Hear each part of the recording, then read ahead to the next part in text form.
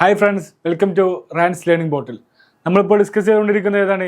Business സ്റ്റഡീസിലെ marketing മാനേജ്മെൻറ്റിലെ part 5 questions ആണ്. അതായത് 5 മാർക്കിൻ്റെ പ്രീവിയസ് ഇയർ ക്വസ്റ്റ്യൻസ്. അത് മാർക്കറ്റിംഗ് മാനേജ്മെൻറ്റ് എന്ന് പറയുന്ന ഏറ്റവും വലിയ ചാപ്റ്ററിലെ ക്വസ്റ്റ്യൻസ് ആണ് ഡിസ്കസ് ചെയ്തുകൊണ്ടിരിക്കുന്നത്. നോക്കാം, ഈ പാർട്ട് 5 ഒരു ഇമ്പോർട്ടൻറ്റ് ക്വസ്റ്റ്യൻ ആണ് ആദ്യം ഡിസ്കസ് ചെയ്യുന്നത്. ഫസ്റ്റ് ആണ് explain different concepts of marketing. Explain the different concept of marketing. നമ്മൾ ഒരുപാട് കോൺസെപ്റ്റ് ഓഫ് മാർക്കറ്റിംഗ് നമ്മൾ കേട്ടിട്ടുണ്ട്, പഠിച്ചിട്ടുണ്ട്, നിങ്ങൾക്കറിയാം. ഒന്ന് ചെക്ക് ചെയ്യുക ഏതൊക്കെ കോൺസെപ്റ്റ് ആണുള്ളത്. ഫസ്റ്റ് ഇതാണ് പ്രൊഡക്ഷൻ കോൺസെപ്റ്റ്. മാർക്കറ്റിംഗ് കോൺസെപ്റ്റ് എന്ന് ഓർത്ത് കഴിഞ്ഞാൽ നമ്മൾ 5 ഉണ്ട്. ഏതൊക്കെയാണ്? ഫസ്റ്റ് നമ്മൾ പേര് പഠിക്കാം. ഒന്ന് പ്രൊഡക്ഷൻ കോൺസെപ്റ്റ്, രണ്ടാമത്തത് product concept, 3 selling, 4 marketing and social marketing concept. ഇങ്ങനെ 5 തരം കോൺസെപ്റ്റ് ആണുള്ളത്. ഏതൊക്കെയാണ്? Product, production, marketing, selling, social. 5 okay അല്ലേ? നോക്കാം. അപ്പോൾ പ്രൊഡക്റ്റ് എന്ന് പറഞ്ഞു കഴിഞ്ഞാൽ പ്രൊഡക്ഷൻ കോൺസെപ്റ്റ് എന്ന് പറഞ്ഞു കഴിഞ്ഞാൽ എന്താണെന്ന് നമുക്ക് നോക്കാം. പ്രൊഡക്ഷൻ, ആ പേര് തന്നെ കിട്ടും, പ്രൊഡക്ഷനാണ്, ഉൽപ്പാദനമാണ്. അതായത് ആ സാധനം എന്താണ്, നമ്മൾ മാക്സിമം ഉൽപ്പാദിപ്പിക്കുക, കോസ്റ്റ് റെഡ്യൂസ് ചെയ്ത് കഴിഞ്ഞിട്ട് മാക്സിമം ഉൽപ്പാദിപ്പിക്കുക. ഒരു സാധനം കൂടുതൽ ഉൽപ്പാദിപ്പിച്ച് കഴിഞ്ഞാൽ, അതായത് ഫോർ എക്സാമ്പിൾ ഇപ്പോൾ നമുക്ക് ഒരു മെഷീനറി ഉണ്ട് നമ്മുടെ സ്ഥാപനത്തിൽ. ആ മെഷീനറിക്ക് എന്താണ്, ഒരു മണിക്കൂറിൽ 500 സാധനം, അത് നമ്മളെ ഗുഡ്സ്, ഇപ്പോൾ ഫോർ എക്സാമ്പിൾ 500 ഒരു സോപ്പാണ്. 500 സോപ്പ് എന്താണ് ആ മെഷീനറിക്ക് ഒരു മണിക്കൂർ ഉൽപ്പാദിപ്പിക്കാൻ കഴിയും. അപ്പോൾ എന്താണ് നമ്മൾ ഈ പ്രൊഡക്ഷൻ കോൺസെപ്റ്റിൽ എന്താണ് ലക്ഷ്യം വയ്ക്കുന്നത്? പ്രൊഡക്ഷൻ കോൺസെപ്റ്റിൽ എന്താണ് ആ ഒരു മണിക്കൂറിൽ ആ 500 സോപ്പ് ഉൽപ്പാദിപ്പിക്കുക, മാക്സിമം പ്രൊഡക്ഷൻ ഉൽപ്പാദിപ്പിക്കുക. അതാണ് കൂടുതൽ സാധനം ഉൽപ്പാദിപ്പിച്ചു കഴിഞ്ഞാൽ എന്താണ് കോസ്റ്റ് ഓൾറെഡി കുറയും. അതായത് കൂടുതൽ സാധനം, ഇപ്പോൾ ഫോർ എക്സാമ്പിൾ ഈ സോപ്പ് 500 ഉൽപ്പാദിപ്പിച്ചു കഴിഞ്ഞാൽ എന്താണ്, ഒരു സോപ്പിന് ചിലപ്പോൾ 5 രൂപ വരുള്ളൂ. ഇൻ കേസ് അത് 500 ആയില്ല, ഇപ്പോൾ 400 സോപ്പ് നമുക്ക് ഉൽപ്പാദിപ്പിക്കാൻ കഴിഞ്ഞിട്ടുള്ള എന്താണ് അതിൻ്റെ പ്രൈസ് എന്താണ്, ചിലപ്പോൾ നമുക്ക് ഒരു സോപ്പിന് എന്താണ് ചിലപ്പോൾ 10 രൂപ വരും. ഇത് മാറ്റുണ്ടാവും. അപ്പോൾ ഈ പ്രൊഡക്ഷൻ കോൺസെപ്റ്റിൽ നോക്കാൻ എന്താണ് മാക്സിമം പ്രൊഡക്റ്റ് ഉൽപ്പാദിപ്പിക്കുക എന്നുള്ളത് മാത്രമാണ് എന്ത് ലക്ഷ്യം വെക്കുന്നത്. ഓക്കെ അല്ലേ? പ്രൊഡക്ഷൻ എന്ന് പറഞ്ഞാൽ എന്താണ് മാക്സിമം പ്രൊഡക്ഷൻ. ക്ലിയർ? ഓക്കെ. രണ്ടാമത്താണ് പ്രൊഡക്റ്റ് കോൺസെപ്റ്റ്.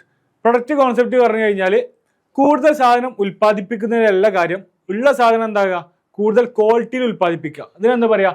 Product concept. രണ്ടാമത്തെ കോൺസെപ്റ്റാണ് പ്രൊഡക്റ്റ് കോൺസെപ്റ്റ്. ഇതിലെന്താണ് ക്വാണ്ടിറ്റിനെക്കാട്ടി കൂടുതൽ ഇമ്പോർട്ടൻസ് കൊടുക്കുന്നത് എന്തിനാണ്? ക്വാളിറ്റിക്കാണ്. ക്വാളിറ്റിക്കാണ് കൂടുതൽ ഇമ്പോർട്ടൻസ്. ക്വാളിറ്റിക്കാണ് കൂടുതൽ ഇമ്പോർട്ടൻസ് കൊടുക്കുന്നത്. എന്തിനേക്കാളും കൂടുതൽ? ക്വാണ്ടിറ്റിനെക്കാട്ടിയും കൂടുതൽ. അതായത് ഒരു സാധനം കൂടുതൽ ഉൽപ്പാദിപ്പിക്കുന്നതല്ല കാര്യം, ഉള്ള സാധനം എന്താണ് കൂടുതൽ ക്വാളിറ്റിയിൽ ഉൽപ്പാദിപ്പിക്കാം. അപ്പോൾ നമ്മൾ നേരത്തെ ഒരു എക്സാമ്പിൾ, ഒരു സോപ്പ് ഒരു മണിക്കൂറിൽ 500 ഉൽപ്പാദിപ്പിക്കുന്നത്. അതാണ് 500 ഉൽപ്പാദിപ്പിക്കുന്നത്. പക്ഷെ അത് വിചാരിച്ച് 500 ഉൽപ്പാദിപ്പിക്കണ്ട, ഒരു 400 ഉൽപ്പാദിപ്പിക്കുക. 400 എന്തായിരിക്കും? നല്ല ബെസ്റ്റ് ക്വാളിറ്റിയുള്ള സാധനമായിരിക്കണം. ഈ ഒരു കൺസെപ്റ്റാണ് എന്ത് പറയുക? Product concept. മറ്റേ പ്രൊഡക്ഷനാണ്. പ്രൊഡക്ഷനിൽ എന്താ പറഞ്ഞത്? കൂടുതൽ ഉൽപ്പാദിപ്പിക്കുക.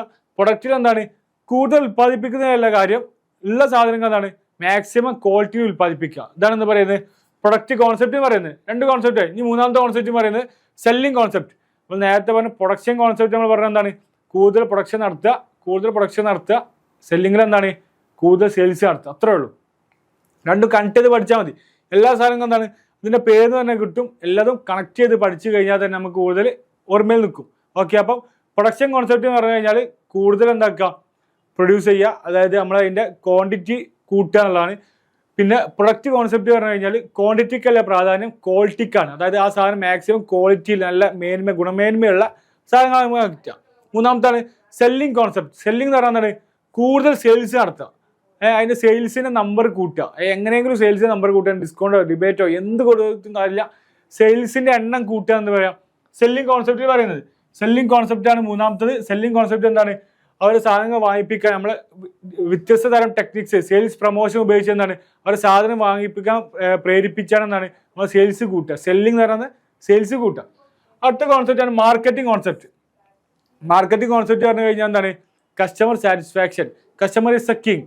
കസ്റ്റമറാണ് ഒരു മാർക്കറ്റിലെ ഏറ്റവും കിങ് എന്ന് പറയുന്നത്. അപ്പോൾ എന്താണ് കസ്റ്റമർ സാറ്റിസ്ഫാക്ഷൻ കൂട്ടുക. കസ്റ്റമർ സാറ്റിസ്ഫാക്ഷൻ കൂട്ടി സെയിൽസ് കൂട്ടുകയാണെന്നാണ് മാർക്കറ്റിംഗ് കോൺസെപ്റ്റ്.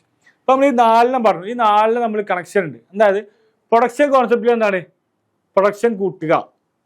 പ്രൊഡക്റ്റ് കോൺസെപ്റ്റിൽ എന്താണ് അതിൻ്റെ ക്വാളിറ്റി കൂട്ടുക. അതായത് പ്രൊഡക്റ്റിലുള്ള കാര്യം ക്വാളിറ്റി കൂട്ടുക. അപ്പോൾ 2 കണക്ഷൻ അല്ലേ. ഈ സെല്ലിങ്ങിൽ എന്താണ് സെയിൽസ് കൂട്ടുക. സെയിൽസ് മാത്രം നോക്കുന്ന, കസ്റ്റമർ സാറ്റിസ്ഫാക്ഷൻ നോക്കുന്നില്ല.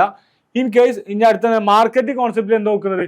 കസ്റ്റമർ സാറ്റിസ്ഫാക്ഷൻ നോക്കുക. അതായത് സാധനം വിൽക്കുക മാത്രമല്ല, വിൽക്കുന്നതിന് പ്ലസ് കസ്റ്റമേഴ്സിന്റെ സാറ്റിസ്ഫാക്ഷൻ, അവരുടെ സംതൃപ്തി കൂടി എന്താണ് ഒന്ന് അളക്കണം എന്ന് പറയുന്നത്. ക്ലിയർ അല്ലേ? ഇതാണ് എന്താ പറയുന്നത് മാർക്കറ്റിംഗ് കോൺസെപ്റ്റ് പറയുന്നത്. ഇപ്പൊ 4 ക്ലിയർ ആയില്ലേ? അഞ്ചാമത്തെ social marketing concept. Social marketing concept പറഞ്ഞാൽ നമ്മൾ ഇറക്കുന്ന സാധനം എന്തായിരിക്കരുത്, സൊസൈറ്റിക്ക് ഹാനികരമായി ദോഷം ചെയ്യരുത്. അല്ലെങ്കിൽ എന്താണ്, നമ്മുടെ കമ്പനി മൂലം അല്ലെങ്കിൽ നമ്മുടെ കമ്പനി പ്രവർത്തിക്കുന്നത് മൂലം എന്താണ് ആ സൊസൈറ്റി നശിക്കരുത്. നമ്മുടെ കമ്പനിക്കാരുടെ സ്ഥലം തന്ന മൂലം എന്താണ് അവരുടെ ആ ഏരിയയിൽ വായു മലിനീകരണം ഉണ്ടാകരുത്, അവർ കുടിവെള്ളത്തിന് പ്രശ്നം പറയരുത്. ഇങ്ങനത്തെ പ്രശ്നങ്ങളൊന്നും ഇല്ലാതെ സ്മൂത്തായിട്ട് റൺ ചെയ്യാൻ നമ്മളെ സ്ഥാപനം. ഇതിനു വേണ്ടി എന്താ പറയുക, സോഷ്യൽ മാർക്കറ്റിംഗ് കോൺസെപ്റ്റ് എന്ന് പറയുന്നത്.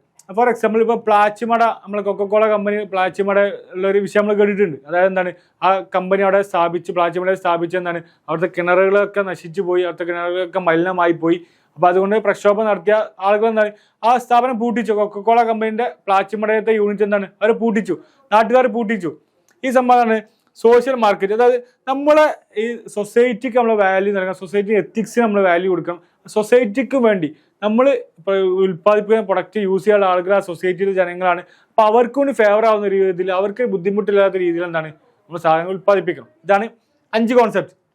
അപ്പോൾ ഏത് ഉറക്കത്തിൽ നിന്നും നിങ്ങൾ വിളിച്ചെണീപ്പിച്ചാണ്ട് 5 കോൺസെപ്റ്റ് ആക്കി ചോദിച്ചാൽ എന്താണ് സിമ്പിളായിട്ട് പറയാം, പ്രൊഡക്ഷൻ പ്രൊഡക്റ്റ്, സെല്ലിങ്, മാർക്കറ്റിംഗ്. അഞ്ചാമത്താണ് സോഷ്യൽ മാർക്കറ്റിംഗ് കോൺസെപ്റ്റ്. ക്ലിയർ അല്ലേ? ഓക്കെ, അപ്പോൾ ഇതാണ് ഇതിൻ്റെ ക്വസ്റ്റ്യൻസ്. അതായത് 5 മാർക്കിൻ്റെ ക്വസ്റ്റ്യൻ ആണ്. ഇപ്പോൾ ഡീറ്റെയിൽ ആയിട്ട് ഇങ്ങനെ ഓരോന്ന് ഡിഫറെൻ്റ് ആയിട്ട് ഹെഡിങ് ചെയ്ത് എൻ്റെ എക്സ്പ്ലനേഷൻ ഇത് തന്നെ വേണം. ക്ലിയർ അല്ലേ? അടുത്ത ക്വസ്റ്റ്യൻ ആണ് എന്ത് പറയുന്നത്, അടുത്ത ഒരു സിമ്പിൾ ക്വസ്റ്റ്യൻ ആണ്.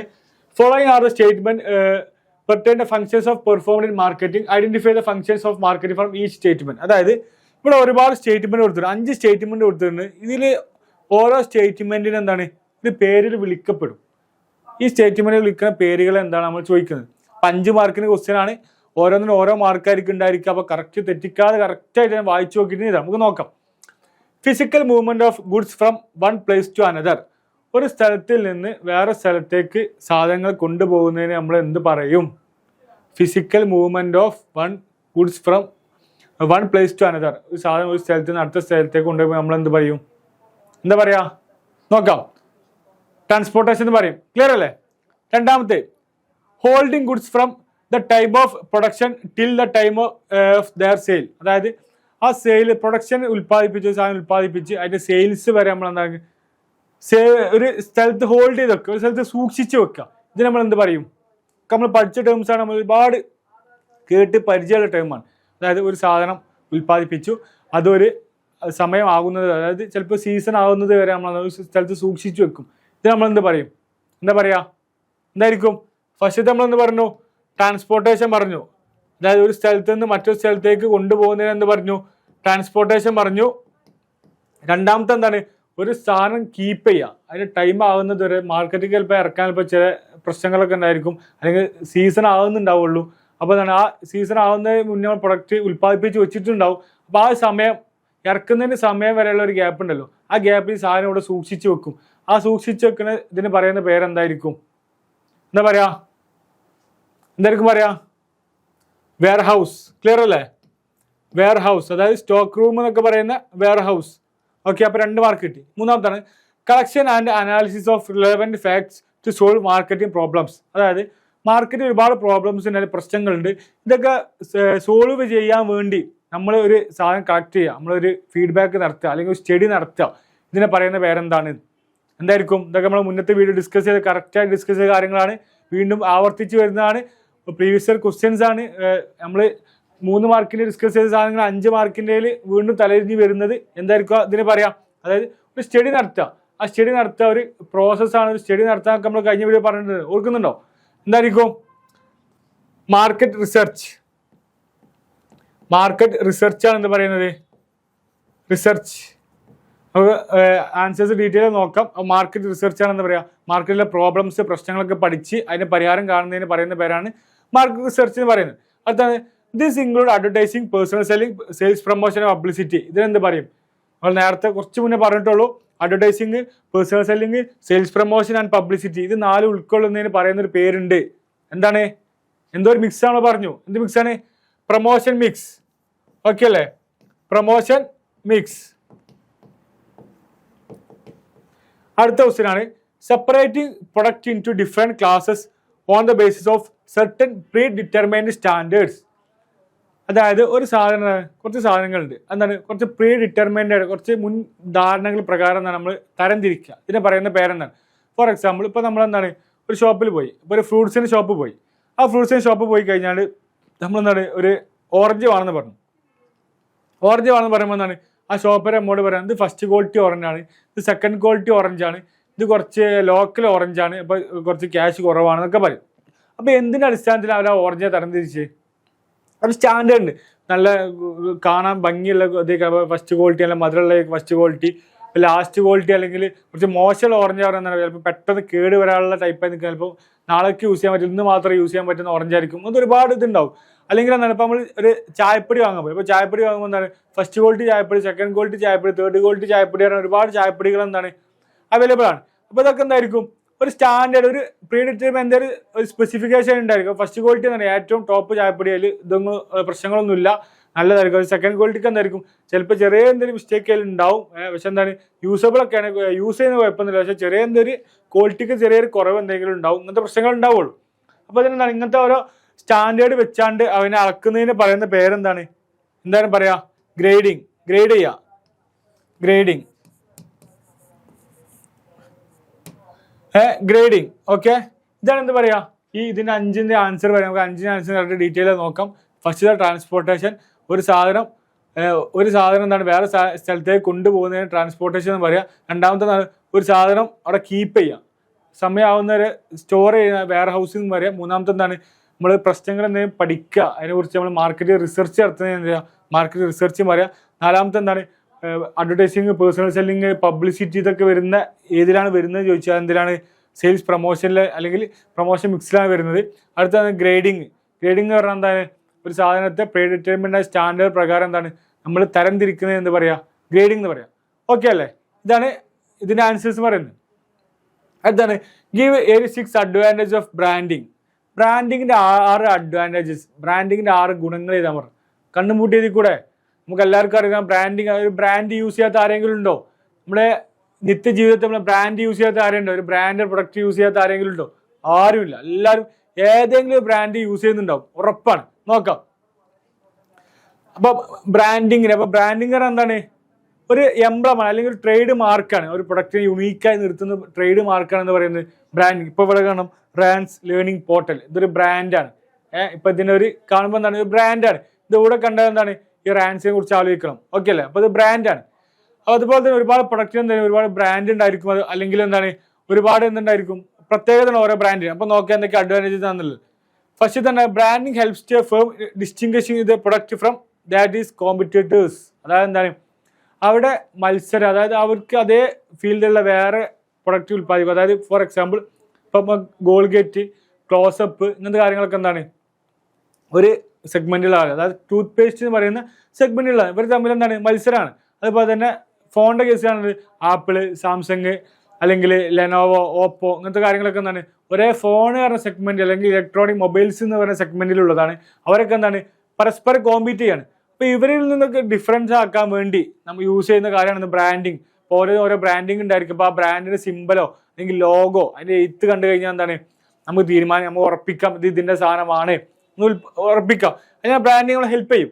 രണ്ടാമതാണ് it helps in advertising and display programmes. എന്താണ് അഡ്വർടൈസിങ്ങിലൊക്കെ നമുക്ക് ഈ ബ്രാൻഡിങ് കൊണ്ട് വളരെ ഉപകാരമുണ്ട്. അതായത് ഇപ്പോൾ ഒരു ബ്രാൻഡിന്റെ ഒരു സാധനം ആളുകൾ കാണുമ്പോൾ എന്താണ് അവർക്ക് ബ്രാൻഡോട് ഇഷ്ടം തോന്നും, പെട്ടെന്ന് ആളുകൾ ക്യാച്ച് ചെയ്യും. ചിലപ്പോൾ അതിന്റെ ലോഗോ അല്ലെങ്കിൽ എന്താണ് അതിന്റെ സ്ലോഗൻ ഇതെന്താണ് ഇതൊക്കെ boost is my secret of energy എന്ന് പറയുന്നില്ല. ആ ഇപ്പോഴും എന്താണ് പഴയ പരസ്യമാണ്, പക്ഷെ എപ്പോഴും എന്താണ് നമ്മളെ മുന്നിൽ സച്ചിനെ പറയുന്ന പോലെ നമുക്ക് തോന്നുന്നുണ്ട്. എന്താണ് ആ ബ്രാൻഡിങ്ങിന്റെ പവറാണ്, അല്ലെങ്കിൽ അവരുടെ അഡ്വർടൈസ്മെന്റിന്റെ ആ ബ്രാൻഡിന്റെ അവരുടെ പവറാണ് എന്ന് പറയുന്നത് നമ്മൾ ഇപ്പോഴും മനസ്സിലത് ഓർത്തിക്കാനുള്ള കാരണം. എന്താണ് അഡ്വർടൈസിംഗ് ആൻഡ് ഡിസ്പ്ലേ പ്രോഗ്രാംസ് അത് ഹെൽപ്പ് ചെയ്യും.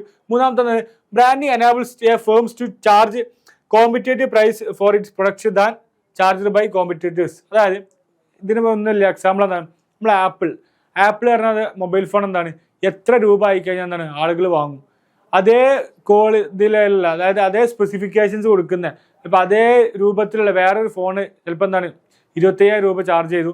ആപ്പിൾ എന്താണ് ഒരു 1 lakh ചാർജ് ചെയ്തു. എന്നാലും ആളുകൾ എന്താണ് ഈ 1 lakh ആപ്പിളെ വാങ്ങാൻ പോകുള്ളൂ. കാരണം എന്താ ചിലപ്പോൾ 25,000 രൂപയിലും ആപ്പിളിലും എന്താണ് ഒരേ ഫീച്ചേഴ്സാണ്, എല്ലാം ഒരേ മാതിരിയാണ്. പക്ഷെ ആപ്പിളിൻ്റെ ആ ഇതില്ലേ ഒരു തല പോയ ആപ്പിളിൻ്റെ ലോഗോ കണ്ടെന്നാണ് ആളുകൾ വാങ്ങും. അതാണ് ലോഗോന്റെ അല്ലെങ്കിൽ ഈ ബ്രാൻഡിങ്ങിന്റെ മെച്ചം പറയുന്നത്. എത്ര പ്രൈസ് ആയി കഴിഞ്ഞാൽ എന്താണ് ആളുകൾക്ക് പ്രശ്നമില്ല. കാരണം അതുപോലെ ക്വാളിറ്റി എക്സ്പെക്ട് ചെയ്യുന്നുണ്ട്. ഈ ബ്രാൻഡിങ്ങിൽ ഈ ക്വാളിറ്റി ആളുകൾ എന്താണ് എക്സ്പെക്ട് ചെയ്യുന്നത് കൊണ്ട് മാത്രം എന്താണ് ഇത്രയും ആ സെയിൽസ് കൂടാൻ കാരണം. അടുത്തതാണ് it helps introduction of new product in the market. എന്താണ് ആപ്പിളിന്റെ കേസ് തന്നെ പറയുകയാണെങ്കിൽ ആപ്പിൾ മൊബൈൽ ഫോൺ ഇറക്കി കഴിഞ്ഞാൽ ആപ്പിൾ എന്ത് സാധനം ഇറക്കി കഴിഞ്ഞാൽ എന്താണ് അവർക്ക് പെട്ടെന്ന് മാർക്കറ്റ് ക്യാച്ച് ചെയ്യാൻ കഴിയും. പെട്ടെന്ന് ആപ്പിൾ വാച്ച് ഇറക്കി, അല്ലെങ്കിൽ ആപ്പിൾ ടാബ് ഇറക്കി, അല്ലെങ്കിൽ ആപ്പിളിന്റെ വേറെ എന്തെങ്കിലും കൂളിംഗ് ഗ്ലാസ് ഇറക്കി, ഇതെന്താണ് പിന്നെ അവർക്ക് പരസ്യം ചെയ്യേണ്ട ആവശ്യമേ ഇല്ല. ആപ്പിൾ എന്ന് പറഞ്ഞ് ഇറക്കി കഴിഞ്ഞാൽ തന്നെ ആളുകൾ എന്താണ് ഓട്ടോമാറ്റിക് അതിന്റെ വേക്കൊന്ന് വാങ്ങിക്കൊള്ളും. വേറെ ഒരു പണി നമ്മൾ എടുക്കേണ്ട ആവശ്യം. കാരണം അത്രയും ബ്രാൻഡ് ലോയാലിറ്റി എന്തുണ്ട് നമ്മളെ മനസ്സിലുണ്ട്. ഓക്കെ അല്ലേ? ഇതാണ് ബ്രാൻഡിങ്ങിന്റെ അഡ്വാൻറ്റേജസ് പറയുന്നത്. ഇത് ആർക്കുള്ള അഡ്വാൻറ്റേജ് ആണ്? Advantage to firms. ആ ഫേംസിലുള്ള അഡ്വാൻറ്റേജ് ഇതാണ് ഗുണങ്ങളാണ്. എന്താണ് കസ്റ്റമേഴ്സിന് എന്തൊക്കെ ഈ ബ്രാൻഡിങ് കൊണ്ട് ഗുണങ്ങൾ ഉണ്ടായിരിക്കും, അഡ്വാൻറ്റേജസ് ഉണ്ടായിരിക്കും നോക്കാം. എന്താണ് എന്തൊക്കെ ഉണ്ടായിരിക്കും നമുക്ക് പറയാൻ കഴിയും. ഒരു ബ്രാൻഡിന്റെ ഒരു ഫോൺ അല്ലെങ്കിൽ വാച്ച് നമ്മൾ കൈമ കിട്ടിയെന്നാണ് നമുക്കൊരു സ്റ്റാൻഡേർഡ് കൂടിയും പറയാം. അപ്പോൾ നമുക്ക് നടക്കുമ്പോൾ എന്താണ് നമുക്ക് തോന്നും ഞാനിപ്പോൾ വലിയ ആളായി, മറ്റുള്ള മുന്നിൽ ഞാൻ അത്ര വലിയ ഇതിന്റെ ബ്രാൻഡിന് യൂസ് ചെയ്യുന്ന ആളാണ്, മറ്റുള്ള ആളുകളൊക്കെ എൻ്റെ ഫോൺ നോക്കുന്നു. തോന്നുന്നു നമുക്കൊരു സെൽഫായിട്ട് ഉള്ളിൽ നിന്ന് എന്തായാലും ഒരു മോട്ടിവേഷൻ വരും, അല്ലെങ്കിൽ ഉള്ളിൽ നിന്ന് റെസ്പെക്ട് നമ്മൾ തന്നെ ഒരു സ്വയം റെസ്പെക്ട് തോന്നും. ഇതെന്താണ് ആ ബ്രാൻഡിന്റെ പവറാണ്. അല്ലെങ്കിൽ ബ്രാൻഡ് യൂസ് ചെയ്യുന്നതുകൊണ്ട് ബാക്കിയുള്ള ആളുകൾ നമ്മൾ അസൂയോണ്ട് നോക്കി ഇയാൾ പണക്കാരനാണ്, ഈ ബ്രാൻഡ് മാത്രമേ യൂസ് ചെയ്യുള്ളൂ എന്നുള്ള നോക്കുമ്പോൾ എന്താണ് നമുക്ക് സാറ്റിസ്ഫാക്ഷൻ കിട്ടുക യൂസ് ചെയ്യുമ്പോൾ. അതാണ് കസ്റ്റമേഴ്സിന് ഫസ്റ്റത്തെ ഇത് പറയുന്നത് അഡ്വാൻറ്റേജ് പറയുന്നത്. രണ്ടാമത്തെ എന്താണ് പിന്നെന്താണ് ആളുകൾക്ക് എന്താണ് പെട്ടെന്ന് മനസ്സിലാക്കാൻ കഴിയും. ഒരു സാധനം റാക്ക് വെച്ച് അല്ലെങ്കിൽ ഒരു സാധനം ഇവിടെ വെച്ച് കഴിഞ്ഞാൽ എന്താണ് അതിന്റെ ലോഗോ കാണുമ്പോൾ എന്താണ് പെട്ടെന്ന് മനസ്സിലാക്കാൻ കഴിയും. അടുത്താണ് ആളുകൾ എന്താണ് ഒരു ക്വാളിറ്റി എക്സ്പെക്ട് ചെയ്യുന്നുണ്ട്. ആ സാധനം വാങ്ങുമ്പോൾ തന്നെ ആളുകൾ എന്താണ് ക്വാളിറ്റി അതിൽ നിന്ന് എക്സ്പെക്ട് ചെയ്യുന്നുണ്ട്. ഓക്കെ അല്ലേ? കാരണം ബ്രാൻഡിങ് കൊണ്ടുള്ള കസ്റ്റമേഴ്സായ നമുക്കുള്ള മെച്ചങ്ങൾ എന്ന് പറയുന്നത്. ക്ലിയർ ആയില്ലേ? ഓക്കെ. ഇനി അടുത്താണ് explain difference between personal selling and advertising. Difference between personal selling and advertising. Okay അല്ലേ? ഇപ്പം നമ്മളെന്ത് പറഞ്ഞു, ഈ ഡിഫറൻസ് ചെയ്യുമ്പോൾ എന്താണ് നമ്മൾ കോളം വരച്ച് ചെയ്തത് നമ്മൾ നേരത്തെ പറഞ്ഞ പേഴ്സണൽ സെല്ലിംഗ് അഡ്വർടൈസിങ് വ്യത്യാസം എന്തായിരിക്കും നോക്കാം. പേഴ്സണൽ സെല്ലിംഗ് എന്ന് പറഞ്ഞു കഴിഞ്ഞാൽ അഡ്വർടൈസിങ് രണ്ട് കോളാക്കി കൊടുത്തിട്ടുണ്ട്. ഫസ്റ്റ് അഡ്വർടൈസിങ് എന്ന് പറഞ്ഞാൽ it is a impersonal form of communication. Impersonal ആണ്. ഫോർ എക്സാമ്പിൾ പേഴ്സണൽ എന്ന് പറഞ്ഞു കഴിഞ്ഞാൽ എന്താണ് നമുക്ക് നേരിട്ട്, ഇൻപേഴ്സണൽ എന്ന് പറഞ്ഞു കഴിഞ്ഞാൽ എന്താണ് നമ്മോട് മാത്രമല്ല തോന്ന ആളുകൾക്ക് വേണ്ടിയുള്ളതാണ്, ഒരാൾക്ക് വേണ്ടി മാത്രമുള്ളതല്ല. അതാണ് ഇംപേഴ്സണൽ. അപ്പോൾ അഡ്വർടൈസിങ് എന്ന് പറഞ്ഞാൽ ഇംപേഴ്സണൽ ഫോം ഓഫ് കമ്മ്യൂണിക്കേഷൻ ആണ്. അതായത് ഒരാൾക്ക് വേണ്ടി മാത്രമല്ല, അതായത് ഒരു പരസ്യം ചെയ്യുന്നത് എന്താണ് ഒരാളുകൾക്ക് വേണ്ടി മാത്രമല്ല, ഒരു മാസ് ആളുകൾക്ക് വേണ്ടി ചെയ്യുന്നതാണ് പരസ്യം എന്ന് പറയുന്നത്. അപ്പോൾ എന്താണ് ഇൻപേഴ്സണൽ ഫോം ഓഫ് കമ്മ്യൂണിക്കേഷൻ ആണ്. അപ്പോൾ പേഴ്സണൽ സെല്ലിംഗ് പറയുന്നത് പേഴ്സണൽ പരസ്പരം അല്ലെങ്കിൽ ഫേസ് ടു ഫേസ്, ഇതാണ് പേഴ്സണൽ സെല്ലിംഗ്. ആ വാക്കെന്ന് നമുക്ക് കിട്ടണം പേഴ്സണൽ സെല്ലിംഗ്. ഒരാൾ നേരിട്ട് സംസാരിച്ചാണ്ട് അവർ തമ്മിൽ ഫേസ് ടു ഫേസ് കോൺവെർസേഷൻ നടത്തിയാണ്ട് സാധനം വിൽക്കുന്നത് എന്ത് പറയാ പേഴ്സണൽ സെല്ലിംഗ്. ഇപ്പൊ നമ്മളെ വീട്ടിലേക്ക് എന്ത് വരും, ഓരോ ആളുകൾ എന്താവും, ഇപ്പൊ ഞാനൊരു സ്റ്റുഡൻ്റ് ആണ്, അപ്പൊ നിങ്ങൾ സാധനം വാങ്ങണം, ഇത്ര പാത്രങ്ങൾ ചട്ടികൾ ആരാണ് ഇങ്ങനെ വരും. ഇത് വരുമ്പോൾ എന്താണ് അത് പേഴ്സണൽ നമ്മളെ കാണുകയാണ്, നമ്മൾ ഫേസ് ടു ഫേസ് ഇന്ററാക്ഷൻ നടത്തുകയാണ്. ഇതിനെന്ത് പറയാ പേഴ്സണൽ സെല്ലിംഗ് എന്ന് പറയാം. It is A personal form of communication. എന്താണ് പേഴ്സണൽ ഫോമാണ്, അത് നമ്മോട് മാത്രമാണ് ഒരേ സമയം സംസാരിക്കുന്നത്. പക്ഷെ എന്താണ് ഒരു പരസ്യം എന്ന് പറയുന്നത് എന്താണ് ഒരാളുടെ മാത്രമല്ല ഒരേ സമയം സംസാരിക്കുന്നത്, ഒരുപാട് ആളുകളോട് എന്താണ് ഒരേ സമയം മെസ്സേജ് എത്തും, അവർ ഈ പരസ്യം കാണും. ഇതാണ് അതുകൊണ്ടാണ് ഈ പേഴ്സണൽ ഫോം ഓഫ് കമ്മ്യൂണിക്കേഷൻ എന്ന് പറയുന്നത്. പിന്നെ അഡ്വർടൈസിംഗ് എന്ന് പറയുന്നത് എന്താണ് ഇൻഫ്ലെക്സിബിൾ ആണ്. It is inflexible. അതായത് ഒരു അഡ്വർടൈസ്മെന്റ് ഔട്ട് ചെയ്ത് കഴിഞ്ഞാൽ പിന്നെ നമുക്ക് ചേഞ്ച് ചെയ്യാൻ കഴിയില്ല.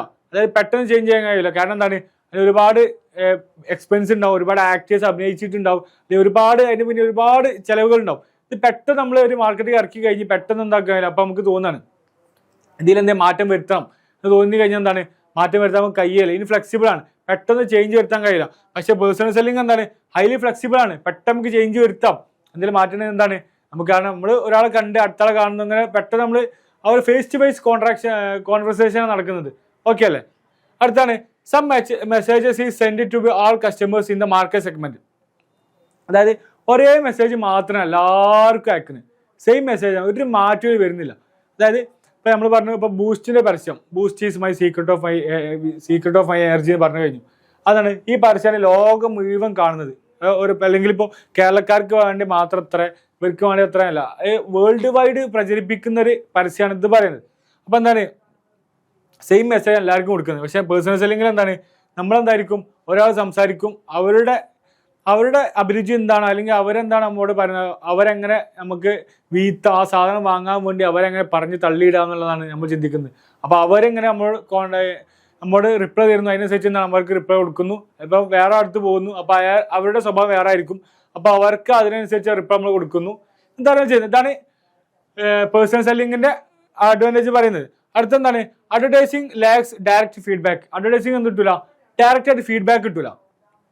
അത് പരസ്യം കൊടുത്തു കഴിഞ്ഞു, അതിന് ഫീഡ്ബാക്ക് നമുക്ക് കിട്ടൂല. കാരണം പരസ്യ ആളുകൾ കാണും, ചിലപ്പോൾ കാണും, കാണാതിരിക്കും, എന്തും ചെയ്യാം.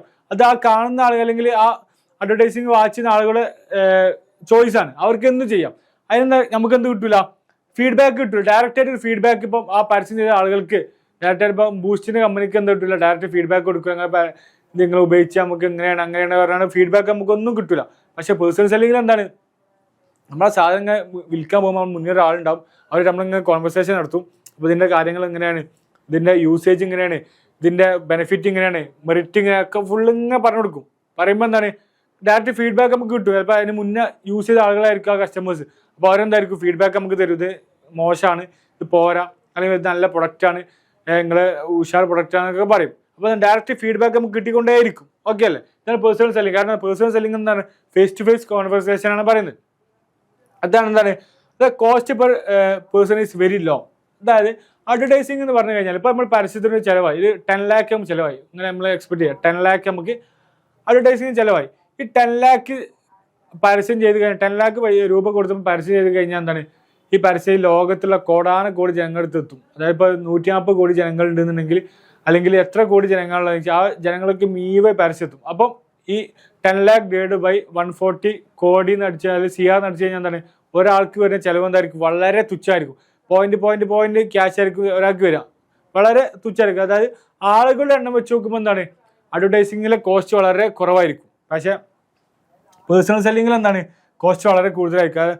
ഓരോ ആളുകൾ സെപ്പറേറ്റ് പോയി കാണുകയാണ്, അവർ സംസാരിക്കുകയാണ്, ഒരു വീട്ടിൽ നിന്ന് അടുത്ത വീട്ടിലേക്ക് പോവാണ്. ഇതെന്താണ്, ഇപ്പോൾ വണ്ടി പോകേണ്ടി വരും, അല്ലെങ്കിൽ വേറെ എന്തെങ്കിലും എക്സ്പെൻസ് ഉണ്ടാവും, ഫുഡ് കഴിക്കണമെങ്കിൽ ഒരുപാട് എക്സ്പെൻസ് നമുക്ക് വരുന്നുണ്ട്. ഇതൊക്കെ എന്താണ്, എക്സ്പെൻസ് കൂട്ടും പേഴ്സണൽ സെല്ലിങ്ങിന്റെ കേസിൽ. പക്ഷേ അഡ്വർടൈസിങ്ങിന്റെ കേസിൽ എന്താണ്, എക്സ്പെൻസ് കുറവാണ്. പക്ഷെ നമ്മൾ 10 lakh നമ്മൾ ഇൻവെസ്റ്റ് ചെയ്യുന്നുണ്ട്. പക്ഷേ ഈ 10 lakh കൊണ്ട് എന്താണ്, ഈ എക്സാമ്പിൾ പറയുകയാണ്, ഈ 10 lakh കൊടുത്ത് പരസ്യം ചെയ്യുമ്പോൾ എന്താണ്, എത്ര ആളുകൾക്ക് എത്തുന്നുണ്ട്, ഇത് ചിലപ്പോൾ എത്ര 130 കോടി 140 കോടി ആളുകൾക്ക് എത്തുന്നുണ്ട്. അപ്പോൾ എന്താണ്, അതിന്റെ കോസ്റ്റ് പെർ ഒരു ആൾക്ക് വരുന്ന കോസ്റ്റ് നോക്കി കഴിഞ്ഞാൽ വളരെ കുറവായിരിക്കും. ഓക്കെ അല്ലേ? ഇതാണ് അഡ്വർടൈസിങ് പേഴ്സണൽ സെയിൽസ് തമ്മിലുള്ള വ്യത്യാസം. ക്ലിയർ? അടുത്ത ക്വസ്റ്റ്യാണ്, what are the factors affecting price of a product? ഒരു സാധനത്തിന്റെ പ്രൈസ് ഡിറ്റർമിൻ ചെയ്യുമ്പോൾ എന്തൊക്കെ ഫാക്ടേഴ്സ് ആയിരിക്കും അതിനെ അഫക്റ്റ് ചെയ്യാൻ നോക്കുന്നത്? ഒരു സാധനം ഇപ്പോൾ നമ്മൾ ഒരു സാധനം ഉൽപ്പാദിപ്പിച്ച് കഴിഞ്ഞു, ആ ഉൽപ്പാദിപ്പിച്ച് കഴിഞ്ഞാൽ പ്രൈസ് ഇടാൻ പോവാണ്, റെഡി ആയി സാധനം മാർക്കറ്റിൽ ഇറക്കാൻ റെഡി ആയി നിൽക്കുമ്പോൾ എന്താണ് നമ്മൾ ആലോചിക്കണം, എത്ര രൂപ ഇടണം, എന്തൊക്കെ ഫാക്ടേഴ്സ് നമ്മളെ സ്വാധീനിക്കും, അത് നോക്കുകയാണ് ഇവിടെ ഈ ക്വസ്റ്റ്യനിൽ പറയുന്നത്. അപ്പോൾ എന്തൊക്കെയായിരിക്കും നോക്കുക? 5 മാർക്കിന് ക്വസ്റ്റ്യനാണ്, അപ്പോൾ ശ്രദ്ധിച്ച് കേൾക്കാം. അപ്പോൾ ഇതിൽ നമ്മൾ നോക്കുന്നത് എന്താ വെച്ചാൽ, ഒരു സാധനം ഉൽപ്പാദിപ്പിക്കുമ്പോൾ അതിന് പ്രൈസ് ഇട്ട് കഴിഞ്ഞാൽ, പ്രൈസ് ഇടുമ്പോൾ എന്തൊക്കെ ഫാക്ടേഴ്സ് നമ്മൾ നോക്കുക എന്നുള്ളതാണ്. ഫസ്റ്റ് ഇതാണ് പ്രൊഡക്റ്റ് കോസ്റ്റ്. പ്രൊഡക്റ്റ് കോസ്റ്റ് എന്ന് പറഞ്ഞു കഴിഞ്ഞാൽ, ആ സാധനത്തിന് ഉൽപ്പാദിപ്പിക്കാൻ വേണ്ടി എത്ര രൂപ നമുക്ക് ചിലവായി, ആ ചിലവായത് എത്ര രൂപ നമ്മൾ അത് കാൽക്കുലേറ്റ് ചെയ്യണം. ഫോർ എക്സാമ്പിൾ ഇപ്പോൾ നമ്മൾ പറയുകയാണ്, ഒരു സാധനം ഉൽപ്പാദിപ്പിക്കുകയാണ്, എന്താ സാധനം, ഒരു സോപ്പ് നമ്മൾ ഉൽപ്പാദിപ്പിച്ച് കഴിഞ്ഞപ്പോൾ നമുക്ക് എന്തായി, 100 രൂപ അതിന് ഒരു സോപ്പിന് നമുക്ക് എക്സ്പെൻസ് വന്നു. ആ 100 രൂപ എക്സ്പെൻസ് വരുമ്പോൾ എന്താണ്, നമ്മൾ പ്രൈസ് ഇടുമ്പോൾ, അതായത് MRP നമ്മൾ ഫിക്സ് ചെയ്യുമ്പോൾ എന്തായിരിക്കണം, ഒരു 120 രൂപ MRP ഇട്ടാണ് നമ്മൾ കൊടുക്കണം. 20 രൂപ എന്താണ് ഇവിടെ പ്രോഫിറ്റ് നമ്മൾ കാണിക്കും, പ്രോഫിറ്റായിട്ട് നമുക്ക് വേണം. കാരണം എന്താണ്, നമ്മൾ ബിസിനസ് ചെയ്യുന്നത് എന്തിനാണ്, പ്രോഫിറ്റിന് വേണ്ടിയാണ്. അപ്പോൾ നമുക്ക് വന്ന എക്സ്പെൻസ് അതിൻ്റെ പുറമെ എന്തായിരിക്കണം നമ്മൾ MRP ഇടേണ്ടത്. ആ 20 രൂപ എക്സ്ട്രാ രൂപ ഇടണം, നമ്മൾ പ്രോഫിറ്റാണ്. ഓക്കെ അല്ലേ? അപ്പോൾ ഒരുപാട് കോസ്റ്റുകളുണ്ട്, ഫിക്സഡ് കോസ്റ്റ് ഉണ്ടാവും, വേരിയബിൾ കോസ്റ്റ് ഉണ്ടാവും, അങ്ങനത്തെ ഒരുപാട് കോസ്റ്റുകൾ. എല്ലാ കോസ്റ്റും കൂട്ടി ഓരോ കോസ്റ്റും നോക്കിയിട്ട് വേണം എന്താണ് നമ്മൾ പ്രൈസ് ഫിക്സ് ചെയ്യാൻ. ക്ലിയർ അല്ലേ? അടുത്തതാണ് കോമ്പറ്റീഷൻ. അതായത് നമ്മൾ അതേ സെഗ്മെന്റിൽ നമ്മൾ അതേ ബിസിനസ് ചെയ്യുന്ന ഒരുപാട് കോമ്പറ്റീറ്റേഴ്സ് ഉണ്ടാവും. ആ കോമ്പറ്റീറ്റേഴ്സിന്റെ പ്രൈസ് നോക്കണം. അതായത് നമ്മൾ അതേ സെയിം ഫീച്ചേഴ്സ്, നമ്മൾ അതേ സെയിം ബ്രാൻഡിങ് ഉള്ള അല്ലെങ്കിൽ സെയിം ക്വാളിറ്റിയിൽ സാധനം കൊടുക്കുന്ന കോമ്പറ്റേറ്റേഴ്സ് അവർ എത്രയാണ് പ്രൈസ് ഫിക്സ് ചെയ്യുന്നത്, അതിനനുസരിച്ച് നമ്മൾ പ്രൈസ് ഫിക്സ് ചെയ്യണം. കാരണം അല്ലാത്ത പക്ഷം എന്തായിരിക്കും, ഇപ്പോൾ നമ്മൾ ഒരു 100 രൂപ ഫിക്സ് ചെയ്തു, നമ്മളെ കോമ്പറ്റീറ്റർ എന്തായി ഒരു 95 രൂപ, നമ്മൾ കൊടുക്കുന്ന അതേ ഫീച്ചർ അവർ കൊടുക്കുന്നുള്ളൂ, വേറൊരു മാറ്റങ്ങളും ഇല്ല. അവർ 95 രൂപയ്ക്ക് സാധനം കൊടുത്തു കഴിഞ്ഞാൽ ആളുകൾ എന്തായിരിക്കും, ആ സാധനം വാങ്ങാനേ പോകുള്ളൂ, നമ്മളെ സാധനം ആരും വാങ്ങില്ല. അപ്പോൾ എന്താണ്, നമ്മൾ കോമ്പറ്റേറ്റേഴ്സിൻ്റെ പ്രൈസും കൂടി എന്താണ് നമ്മളവിടെ ശ്രദ്ധിക്കണം ഒരു പ്രൈസ് ഫിക്സ് ചെയ്യുമ്പോൾ. അടുത്ത എന്താണ് ഗവൺമെന്റ് ലീഗൽ റെഗുലേഷൻസ്. ഗവൺമെന്റ് എന്തുണ്ടായിരിക്കും റെഗുലേഷൻസ് കൊടുത്തിട്ടുണ്ടാവും. ഇപ്പോൾ നമുക്കറിയാം നമ്മളെ നാട്ടിലെ ഏറ്റവും കൂടുതൽ ആളുകൾ നേരിടുന്ന പ്രശ്നം എന്ത്, ഈ ഇത് കേട്ടില്ല നമ്മൾ റബ്ബറിന് വില കുറഞ്ഞു അല്ലെങ്കിൽ കുരുമുളകിന് വില കുറഞ്ഞു, വില കുറയല്. അപ്പോൾ എന്താണ് ഗവൺമെന്റ് ഒരു പ്രൈസ് ഫിക്സ് ചെയ്യുക ഇവിടെ. അതായത് റബ്ബറിന് 1 കിലോന് ഇത്ര രൂപ, അല്ലെങ്കിൽ കുരുമുളകിന് 1 കിലോന് ഒരു 500 രൂപ, ഫോർ എക്സാമ്പിൾ ആയിട്ട് പറയുന്നത് 500 രൂപ ഗവൺമെന്റ് ഫിക്സ് ചെയ്തു. അപ്പോൾ 500 രൂപയിൽ കുറച്ചാൽ കൊടുക്കാൻ പാടില്ല, 500 രൂപ മിനിമം എന്താണ് കർഷകന് കിട്ടിയിരിക്കുന്നത് പറയുന്നത്. ഇങ്ങനത്തെ ഒരുപാട് ഗവൺമെന്റ് റെഗുലേഷൻസ് ഉണ്ടാവും. അല്ലെങ്കിൽ എന്താണ് ചില സാധനങ്ങൾ മാക്സിമം റേറ്റ് പറയും ഗവൺമെന്റ്. ഇപ്പം ഈ മെഡിക്കൽ ഐറ്റംസ് അതുപോലെ തന്നെ വേറെ എന്താ ഐറ്റംസ് ഒക്കെ എന്താണ് ഗവൺമെന്റ് ഒരു മാക്സിമം റേറ്റ് പറയും. ഈ റേറ്റിൻ്റെ ഉള്ളിൽ തന്നെ ആ സാധനം വിൽക്കാൻ പാടുള്ളൂ ഗവൺമെന്റ് പറയും. അങ്ങനത്തെ റെഗുലേഷൻസ് ഉണ്ടെങ്കിൽ എന്താണ് അത് നമ്മൾ ശ്രദ്ധിക്കണം. ഓക്കെ, മൂന്നാമത്തെ എന്താണ് പ്രൈസിങ് ഒബ്ജക്റ്റീവ്സ്. പ്രൈസിങ് ഒബ്ജക്റ്റീവ്സ് പറഞ്ഞാൽ എന്താണ്, നമ്മൾ ഈ പ്രൈസ് ഇടുന്നത് എന്തിനാണ്, നമ്മൾ പ്രോഫിറ്റിന് വേണ്ടിയാണ്, നമ്മളെ നിലനിൽപ്പിന് വേണ്ടിയാണ്, നമ്മളെ ബിസിനസ് ആണ്, നമ്മളാണ് ഇതൊക്കെ ചെയ്യുന്നത്. അപ്പോൾ ഒരുപാട് ഒബ്ജക്റ്റീവ്സ് ഉണ്ടാവും. പ്രോഫിറ്റ് മാക്സിമൈസേഷൻ ഉണ്ടാവും, അല്ലെങ്കിൽ എന്താണ് അതുപോലെ തന്നെ മാർക്കറ്റ് പിടിച്ചടക്കാനുള്ള ലക്ഷ്യം ഉണ്ടാവും, വേറെ എന്തെങ്കിലും ലക്ഷ്യങ്ങളൊക്കെ ഉണ്ടാവും. ഈ ഒബ്ജക്റ്റീവ്സ് ഒക്കെ എന്തായിരിക്കും നമ്മൾ ക്ലിയർ ചെയ്യണ പ്രൈസിങ് ഫിക്സ് ചെയ്യുന്നത് കൂടെ. അപ്പോൾ എന്തൊക്കെയാണ് പറഞ്ഞു, ഒന്നാമത് പ്രൊഡക്റ്റിന്റെ കോസ്റ്റ് നോക്കണം. രണ്ടാമത്തെ എന്താണ് കോമ്പറ്റീഷൻ ചെയ്യുന്ന ഫേമസ് നമ്മൾ എപ്പോഴും വാച്ച് ചെയ്തുകൊണ്ടേയിരിക്കണം. മൂന്നാമത്തെ എന്താണ് ഗവൺമെന്റിന്റെ അല്ലെങ്കിൽ നിയമപരമായിട്ട് എന്തെങ്കിലും പ്രൈസിൽ എന്തെങ്കിലും ഇത്ര രൂപ ഫിക്സ് ചെയ്യാൻ പറ്റുള്ളൂ എന്ന് എന്തെങ്കിലും പറയുന്നുണ്ടെങ്കിൽ അത് നമ്മൾ നോക്കണം. പിന്നെന്താണ് നമ്മളെന്താണ് ഒബ്ജക്റ്റീവ്സ് പ്രൈസിങ്ങിൽ എന്താണ് എന്തെങ്കിലും ഒബ്ജക്റ്റീവ്സ് നമുക്ക് ഉണ്ടാവും, പ്രോഫിറ്റ് മാക്സിമൈസ് ചെയ്യുക, അല്ലെങ്കിൽ എന്താണ് ആ മാർക്കറ്റ് പിടിച്ചെടുക്കുക, അങ്ങനത്തെ ഓരോ കാര്യങ്ങളുണ്ടാവും. ഇതൊക്കെ എന്താണ് നമ്മൾ ഇതാക്കണം. പിന്നെ ഇതിൽ പറയാത്തൊരു പോയിന്റ് ഉണ്ട് ഡിമാൻഡ്. അതായത് നമ്മൾ ഡിമാൻഡ് അനുസരിച്ച് പ്രൈസ് ഇതാക്കണം. അതായത് നമ്മൾ ഡിമാൻഡുള്ള സമയത്ത് തന്നെ പ്രൈസ് കൂട്ടുക കുറയ്ക്കുക അങ്ങനത്തെ ഓരോ കാര്യങ്ങൾ എന്തായിരിക്കണം നമ്മൾ ചെയ്യണം എന്നാണ് പറയുന്നത്. അടുത്തെന്താണ് what are the limitations of advertising. Simple questions ആണ്, നമുക്ക് എല്ലാവർക്കും അറിയാവുന്ന കാര്യങ്ങൾ. ലിമിറ്റേഷൻസ് ഓഫ് അഡ്വർടൈസിങ് ചോദിച്ചു കഴിഞ്ഞാൽ എന്താണ് നമുക്കറിയാം, എന്താണ് നമുക്ക് അടിയിൽ നിന്ന് തുടങ്ങാം ആദ്യം. അതായത് it undermines the social and ethical values. നമ്മൾ സൊസൈറ്റിന്റെ വാല്യൂസിന് എന്താണ് ചിലപ്പോൾ അവർ ഒഴിവാക്കും. അതായത് എന്ത് പറയുന്നത്, ഇപ്പോൾ ഫോർ എക്സാമ്പിൾ ഇപ്പോൾ നമ്മൾ ഒരു പരസ്യം കണ്ടു, മമ്മൂട്ടി പരസ്യത്തിൽ അഭിനയിച്ചു ഇന്ദുലേഖ സോപ്പിന്റെ. അതിൽ മമ്മൂട്ടി പറയുന്നത് എന്താണ്, ഈ സോപ്പ് തേച്ച് കഴിഞ്ഞാൽ ഇങ്ങനെ ബെനിഫിറ്റ് ഉണ്ടാവും, നമ്മൾ വെളുക്കും എന്നൊക്കെ പറയുന്നുണ്ട്. പക്ഷെ അത് വെളുക്കാത്തത് കൊണ്ട് ആ പരസ്യത്തിൽ എന്താണ് റോങ് ഇൻഫർമേഷൻ എന്ന മൂലം എന്താണ് ആളുകൾ കംപ്ലൈന്റ് കൊടുത്തു, കസ്റ്റമേഴ്സ് പോയി കംപ്ലൈന്റ് കൊടുത്തു, അതിന് ഇത്ര നഷ്ടപരിഹാരം കൊടുക്കുന്ന പറഞ്ഞാൽ കോടതി വിധിയൊക്കെ വന്നു. ഇത് ഒരുപാട് സൊസൈറ്റിന് ഒരുപാട് വാല്യൂസ് അല്ലെങ്കിൽ സൊസൈറ്റിന് പ്രശ്നങ്ങൾ അല്ലെങ്കിൽ എന്താണ് ഈ വളരെ മോശമായ രീതിയിൽ എന്താണ് ഇത് ചിത്രീകരിക്കും, പരസ്യങ്ങളൊക്കെ ചിത്രീകരിക്കും, ആളുകളെ അട്രാക്ട് ചെയ്യാൻ വേണ്ടി. ചിലപ്പോൾ എന്താണ് ഇത് സൊസൈറ്റിന്റെ എത്തിക്സിനെതിരായിരിക്കും. ഇങ്ങനത്തെ പ്രശ്നങ്ങൾ എന്തായിരിക്കും സൊസൈറ്റിനെ ബാധിക്കുന്നത് നമ്മൾ പരസ്യത്തിൽ കണ്ടുവരുന്ന ഒരു ഡീമെറിറ്റ് ആണ്. പിന്നെ എന്താ റോങ് ഇൻഫർമേഷൻ കൊടുക്കുക, അതുപോലെ തന്നെ എന്താണ് അവരെന്താണ് വേറെ റോങ് ഇൻഫർമേഷൻ കൊടുക്കുക, അതുപോലെ തന്നെ എന്താണ് അൺവാണ്ടഡ് ഗുഡ്സ്. അതായത് നമ്മൾ ചിലപ്പോൾ സാധനം നമ്മൾ വാങ്ങാൻ ഉദ്ദേശിച്ചിട്ടുണ്ടാവില്ല, എന്താണ് ചിലപ്പോൾ നമ്മൾ റോങ് ആയിട്ട് ഇൻഫർമേഷൻ കൊടുത്തിട്ടുണ്ടെന്നാണ് ആളുകൾ തെറ്റിദ്ധരിപ്പിക്കുക. ഇത് ഒരുപാട് കാര്യങ്ങളുണ്ട്. ഇതൊക്കെ എന്താണ് നമുക്ക് കണ്ണും പൂട്ടി എഴുതാൻ പറ്റിയ കാര്യങ്ങളാണ്. അതായത് നമ്മൾ പരസ്യം നമ്മൾ കാണുന്ന ആളുകളാണ്, സാധനങ്ങൾ വാങ്ങുന്ന ആളുകളാണ്, നമ്മൾ വഞ്ചിക്കപ്പെടുന്ന ആളുകളാണ്. ഇതൊക്കെ എന്താണ് അതുകൊണ്ട് തന്നെ നമുക്ക് എന്താണ് കറക്റ്റായിട്ട് എല്ലാം നമുക്ക് പോയിന്റ് ഔട്ട് എഴുതാൻ കഴിയും. ഓക്കെ, ഇതാണ് ഇത്രയും ക്വസ്റ്റ്യൻസ് ആണ് എന്താണ് ഈ പാർട്ടിൽ ഡിസ്കസ് ചെയ്യാനുള്ളത്. നമ്മൾ പാർട്ട് 5 അതായത് 5 മാർക്കിന്റെ പാർട്ടിൽ ഡിസ്കസ് ചെയ്യാനുള്ളത്. അപ്പൊ ഇതിലെന്താണ് ഇതിനെ നേരെ തിരിച്ചു ചോദിക്കുകയാണ്, ഇതിന്റെ മെറിറ്റ് ചോദിച്ചു കഴിഞ്ഞാൽ എന്താണ് പറയാൻ കഴിയും, ക്ലിയർ ആണ്. കാരണം എന്താണ് ഇതിന് നേരെ ഓപ്പോസിറ്റ് ചെയ്ത് കഴിഞ്ഞാൽ എന്താണ് പെട്ടെന്ന് നമുക്ക് പറയാൻ മനസ്സിലാക്കാൻ കഴിയും. ക്ലിയർ അല്ലേ? അപ്പം എല്ലാവർക്കും മനസ്സിലായെന്ന് വിചാരിക്കുന്നു. അപ്പോൾ എല്ലാവരും നല്ലപോലെ എക്സാം എഴുതുക, നല്ല പ്രിപ്പയർ ചെയ്യുക. 5 വരെ ക്വസ്റ്റ്യാണ്. അപ്പോൾ അതിൻ്റെ രീതിയിൽ പഠിക്കുക.